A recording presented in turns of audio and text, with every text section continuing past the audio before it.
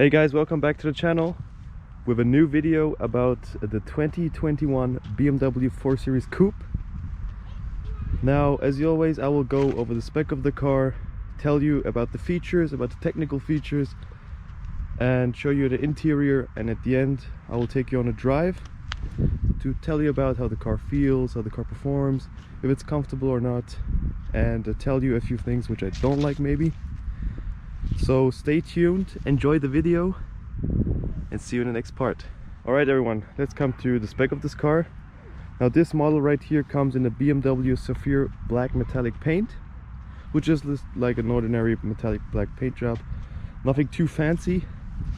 Furthermore, we got the M Sport styling package, which one can see. We got these wider or more aggressive lower bumpers and some wider side sills, and later we can come to the rear and we have a few different accents right there as well. Then here we got the BMW standard LED headlights, which are not adaptive, therefore you need to get the more expensive or optional laser headlights, but these are still full LED, so that's nice too. Then the most controversial part is the new BMW styling grille. I mean, you'll get used to it over time, but still I would have taken maybe the black style package to get rid of those chrome surroundings. Yeah, but still not the greatest styling. Let's come to the side. Here we got 17-inch winter alloy wheels. Normally this car comes in 18 or 19-inch M Sport wheels, but these are the winter tires. Then behind that we got the full or large disc, which comes when you option the M Sport brake, which includes this blue or black or red, however we want it, M Sport brake caliper, which is a 4-piston brake caliper. Very, very powerful. Then here on the side, when you get the M Sport package, you get this cool M Sport logo. Then again, the wider side sills. Other than that, no sunroof or privacy glass, which I would have optioned because it suits the car. The same game here for the rear. I think we got the same size discs but a smaller brake caliper. Then moving to the rear, this is my favorite angle of the car. You got this nice wide look, accentuated by these tail lights wrapping around. We got another M styling package part. It is the rear bumper right here. This is in a contrast gray color scheme. Maybe if you would have the car in, I don't know, blue or white, it would be a much bigger difference, but still I think it looks very nice because you got this cool diffuser down here. You got fake side vents, which I don't mind, looks cool, gives the car a nice wider look. But what is not fake are these two exhaust pipes, which is very nice. Finally, a car maker which doesn't put on fake vents. Then right here we got the full LED new 4 Series lights, which wrap around the corner, which gives this car even wider look. I really like that. And when it comes to the backup camera, we don't have this thing looking out anymore. It's integrated into the BMW logo. I personally like it when the cameras tuck away, so as you can see the car is a bit dirty. That means the camera gets dirty too. Not the best solution, but I guess BMW has been doing that for years now. Then we got the X-Drive logo because this car is an all-wheel drive model. And therefore we get to the technical specs right now.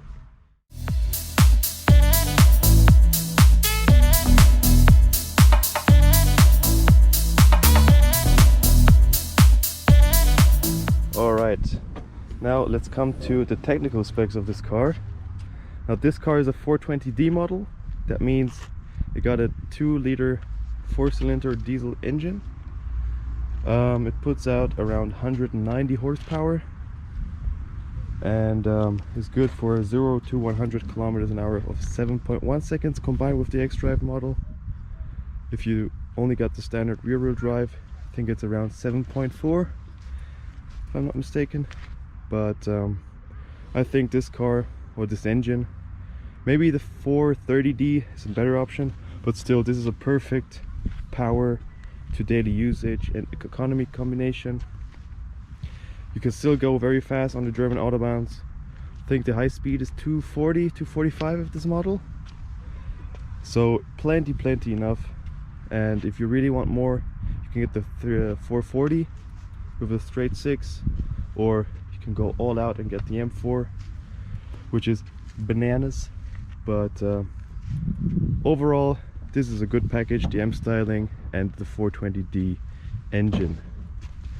Alright, let me shut the hood and take you on to the interior of the car.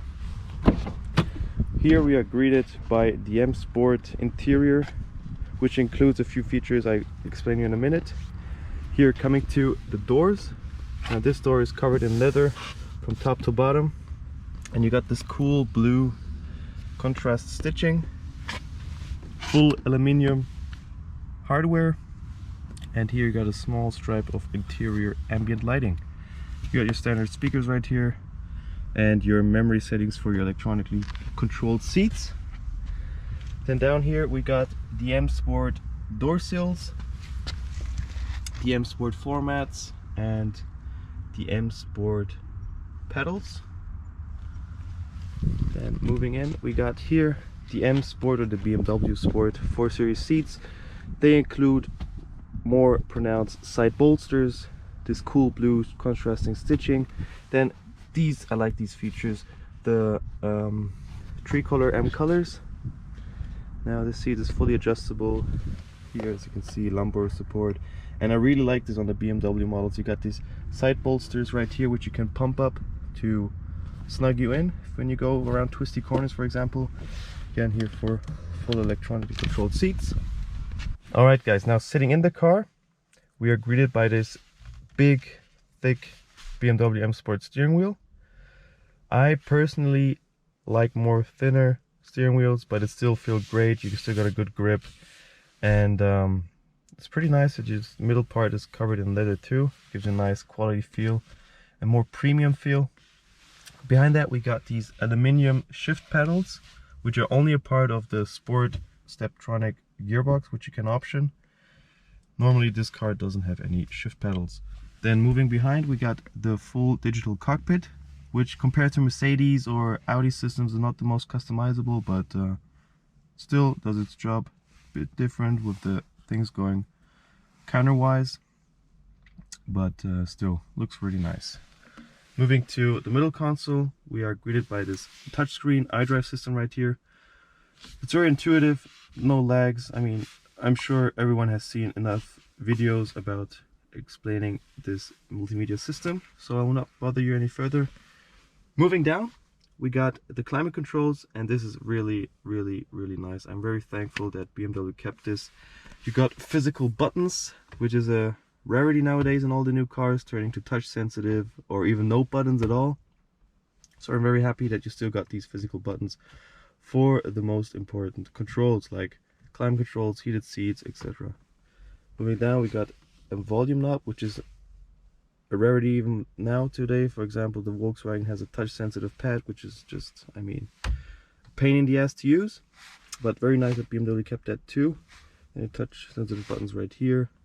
Moving down, you got this cubby space with your charging pad for your phone, 2 cup holders, and you can shut this too. Then you got this piano black trim. Moving down here, we got the BMW gearbox shifter, which looks very nice, has this cool glass look to it. Then your engine start in an aluminum look, and your iDrive swivel wheel. I'm a very big fan of this. I miss this a lot in the new Mercedes models, and I'm glad BMW kept this. So in total you got 3 ways to control your system: voice commands, touch, and through this wheel right here. Alright, coming to the middle console, or this middle cubby space right here, it's huge. You got your USB Type-C port, and it's covered in nice leather with blue stitching. Coming to the side, again, pretty basic with cool blue stitching, and the same for the passenger seat. Now moving to the top, We got the black headliner, your standard mirrors, and these cool looking interior lights right here, which you can control by these buttons right there. Looks very cool. I like this design a lot. Very premium and quality wise looking. Then you got this not totally frameless window, but rear mirror, but still very nice. And as for the rear seats, I mean, this car can fit 2 children or small people in the rear. It's not too cramped like, for example, the 2 Series. You still got your armrest with your 2 cup holders, but headspace is pretty limited. So if someone sits in the back, you should be shorter. If you're too big, maybe the journey should be short. Other than that, it is pretty nice. So they didn't cheap out on any materials at the rear. You still got your armrests, your full leather side armrests, and yeah, very nice. Now coming to the boot of the car, it's fairly large. You can fit at least like 2 suitcases in here. A perfect GT car, I would say. Now I think this car doesn't have a false floor because I cannot find anything to cover to get this up, which is unfortunate, but you still got your side cubbies right there and right there. Again, you can fold your seats via this mechanism right there. These are 20, 40, 20, 40, I think. You can split those, so if you have skis, you can just load them through the middle, which is very nice. Then you got your triangle warning thing right there, and that's pretty much it. Close it right there. Okay. Now, I'll take you guys on a ride and tell you about my experience and feelings on how this car drives and how it performs.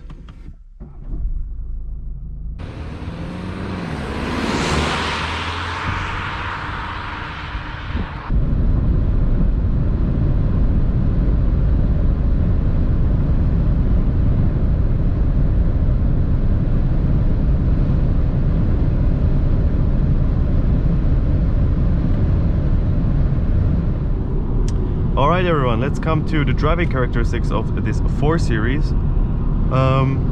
First off, we got a few options in this car. As you may see via this green accents in the digital display, this car has autonomous driving.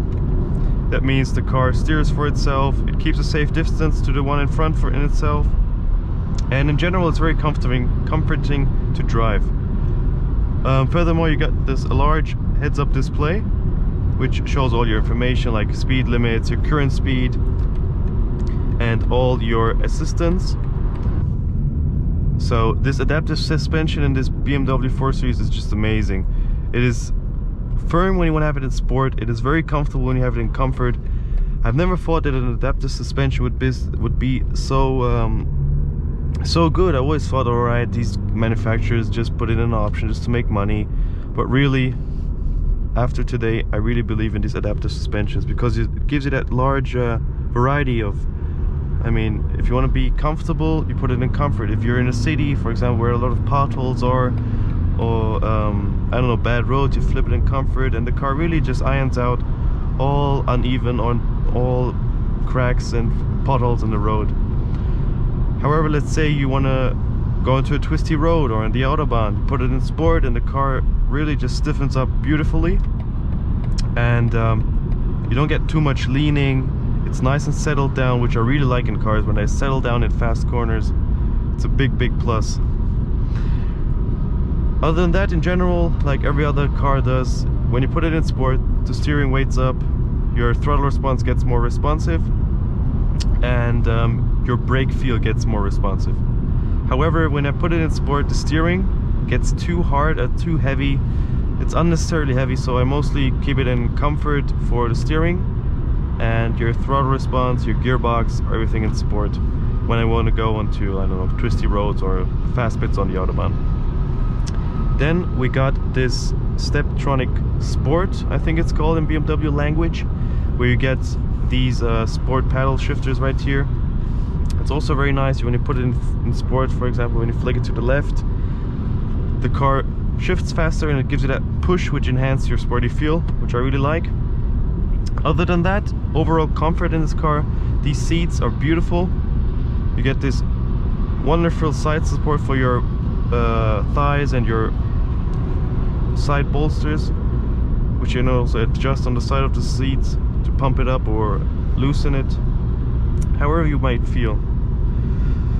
Other than that, cabin noise is very good. You don't get any like whistling or unnecessarily rattles. Also, the damping in this car is beautiful.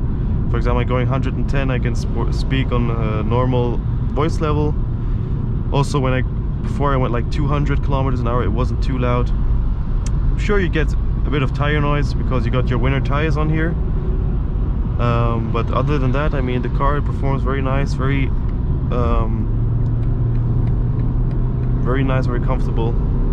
And as now you can say, I'm picking up some speed, and let's see how the car handles. Now, this being the four-wheel drive model means you also get a bit more weight, so it's not going to be as fast as a two-wheel drive model, but still, it's plenty fast for the German Autobahn, so I believe it's plenty fast for any other country. And also economical. That's the upside of the diesel engines. When you go like for 100 or 200 kilometer travel or road trip, you'll easily see 5 or 6 liters or even lower, depends on how you drive, per 100 kilometer fuel consumption. It's amazing on these diesel engines. So if you have it on a full gas tank, you could easily go like 900 kilometers, 1,000 kilometers even, which is really amazing on these cars. Other than that, you got your BMW iDrive, which is easy to use. You can use your fingers to touch like this. It's very responsive. You can use a swivel wheel and even voice commands. And that's just, what do you need? What else do you need, really? And as you can see, I'm going 180 right now. It's still very quiet, very chill, which is very nice in this car. Also, this car has a long wheelbase, being a coupe. That means when you go through corners, the car is not too bouncy, not too twitchy.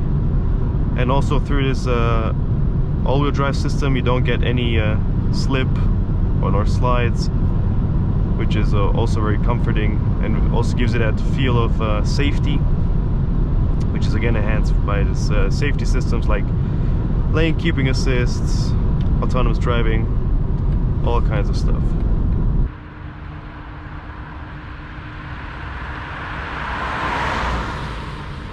Also, when it comes to the brakes, this car having the BMW M Performance brakes, the car just brakes beautifully, really. You have this nice, great pedal feel.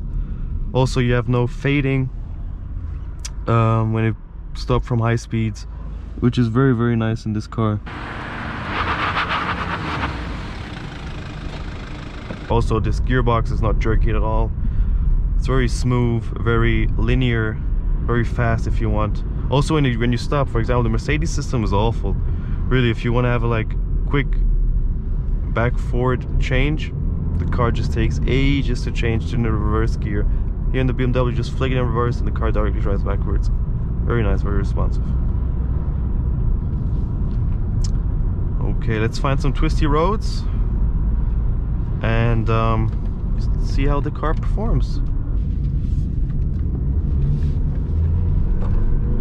As I'm coming out of these corners, the four-wheel drive system really hooks up, and you can also feel the distribution of this four-wheel drive system is more towards the rear wheels. So sometimes the car gives that small slip at the rear, which is very nice. I really like it.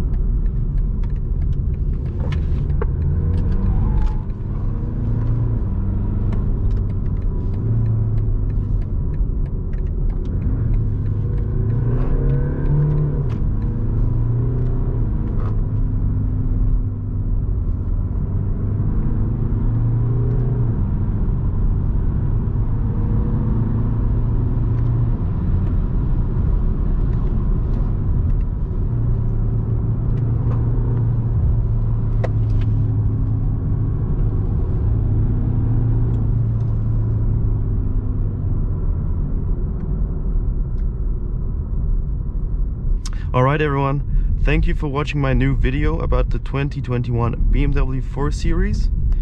If you enjoyed it, if you liked it, leave a like, subscribe, and I hope to see you soon. Take care.